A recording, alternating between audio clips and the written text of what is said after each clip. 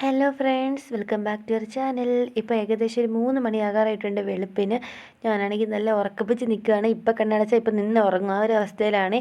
അപ്പോൾ എങ്ങോട്ട് പോകുന്നല്ലേ, വെളുപ്പിന് PSCയുടെ ഒരു എക്സാം ഉണ്ട്, അത് എഴുതാൻ വേണ്ടി പോകുവാണ്. ഞാൻ അടുത്ത് തൊടുപുഴയാണ് സെൻറ്റർ കൊടുത്തത്, പക്ഷേ എനിക്ക് കിട്ടിയത് കട്ടപ്പനയാണ്. എൻ്റെ വീട്ടിൽ നിന്ന് ഒരു 3-4 മണിക്കൂർ ദൂരമുണ്ട് കട്ടപ്പനയ്ക്ക് പോകാൻ വേണ്ടിയിട്ട്. അപ്പോൾ രാവിലെ ഞാനും പപ്പായോട് കൂടിയാണ് പോകുന്നത്. നമ്മൾ തൊടുപുഴ വരെ ബൈക്കിന് പോകും, എന്നിട്ട് ബൈക്ക് അവിടെ വെച്ചിട്ട് ബസ്സിന് പോകും കേട്ടോ. എനിക്ക് രാത്രിക്ക് ഇങ്ങനെയൊക്കെ പോകാൻ ഇഷ്ടമാണ്, കാരണം 6 മണി കഴിഞ്ഞ് എന്നെ വീണ്ടും പുറത്തേക്ക് ഇറങ്ങാൻ സമ്മതിക്കില്ല. അപ്പോൾ ഇങ്ങനെ കാഴ്ചകളൊക്കെ കണ്ടു പോകാൻ എനിക്ക് ഇഷ്ടമാണ് കേട്ടോ രാത്രിക്ക്. അപ്പം ഞങ്ങൾ തൊടുപുഴ എത്തിയിട്ടുണ്ട്. തൊടുപുഴ എത്തിയതേക്ക് നല്ല മഴ പെയ്തായിരുന്നു. പിന്നെ ഇടയ്ക്ക് വണ്ടിയൊക്കെ നിർത്തിയിട്ട് നമ്മൾ കോട്ടൊക്കെ ഇട്ടിട്ടാണ് വന്നത് കേട്ടോ.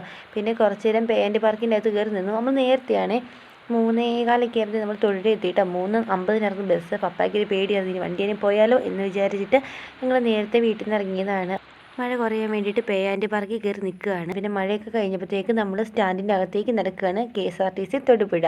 അപ്പോൾ നല്ല രസമൊക്കെ ഉണ്ടായിരുന്നു ഇങ്ങനെയൊക്കെ പോകുമ്പോൾ. പിന്നെ അവിടെ പോയി കുറേ നേരം പോസ്റ്റ് അടിച്ച് ഇരുന്നു.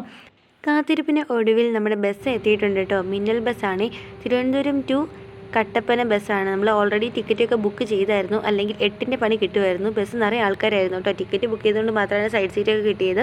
ഇത് 6 മണിയാകുമ്പോഴത്തേക്കും കട്ടപ്പന എത്തുമെന്നാണ് പറഞ്ഞത്. അയ്യോ, ഇവരെയൊക്കെ നടുക്കുകൊണ്ട് കളഞ്ഞിട്ട് പോയേക്കണതല്ലേ.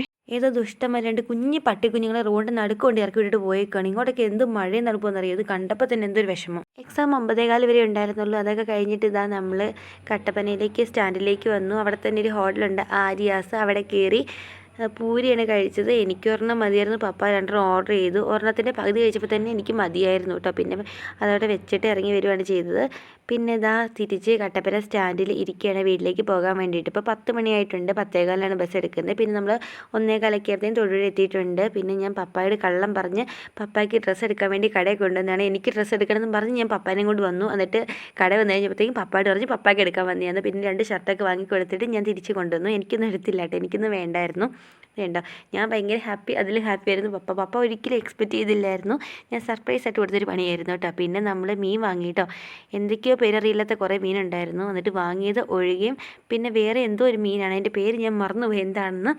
ചെമ്മീനൊക്കെ ഉണ്ടായിരുന്നു കേട്ടോ, പക്ഷേ അത്ര ഫ്രഷൊന്നും അല്ലായിരുന്നു. പിന്നെ നമ്മൾ കടയിൽ വന്ന് മാങ്ങാപ്പഴം വാങ്ങി, ആപ്പിൾ വാങ്ങി, കുറച്ച് പച്ചക്കറിയും കപ്പയും വാങ്ങി. എന്നിട്ട് തിരിച്ച് വീട്ടിലേക്ക് പോയിക്കൊണ്ടിരിക്കുകയാണ്. എനിക്കാണെങ്കിൽ ഹെൽമെറ്റൊക്കെ വെച്ചിട്ട് എന്തോ ഒരു ബുദ്ധിമുട്ടായിരുന്നു കേട്ടോ.